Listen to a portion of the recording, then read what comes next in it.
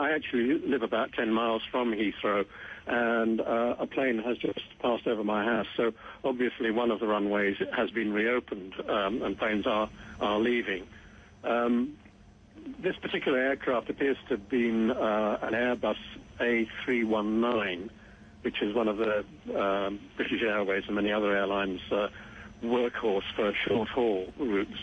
There are reports that, or I've seen a photograph also of it trailing smoke from one of the engines, and people have claimed they've seen flames, that sort of thing. There's obviously has been some sort of engine malfunction, and the pilot and crew have effected a successful emergency landing. David, as I understand it, Heathrow Airport has tweeted that its northern runway is the one that's closed, which might suggest that the southern runway is open. But, you know, you've got an airport here that's working at 99% capacity. Well, yeah, but I mean, it quite often does work with one runway, and they do have emergency contingency plans to do that. And that's what's happening. I mean, they will clear the runway as soon as they can. But I would think that accident investigators will want to get there and have a look at it in sight before the plane's moved. Now, I wondered about that. If, as you say, it is an engine fire, and, you know, I think I have seen some of the pictures that you suggest, but we are trying to, CNN is trying to confirm that for itself, what might have caused this emergency landing. But in these sorts of cases, we know that all passengers and crew are safe. What happens next? Is there a very quick investigation? And also, will British Airways have to check its whole fleet?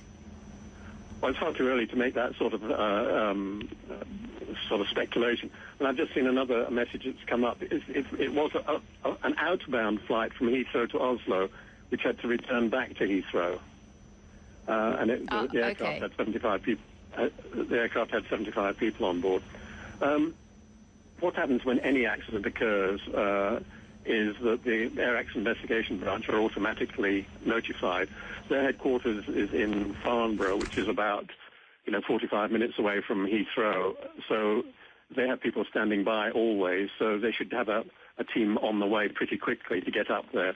They would normally want the plane to be left where it was in case there's any particular reason, to look at locally around the site of the plane.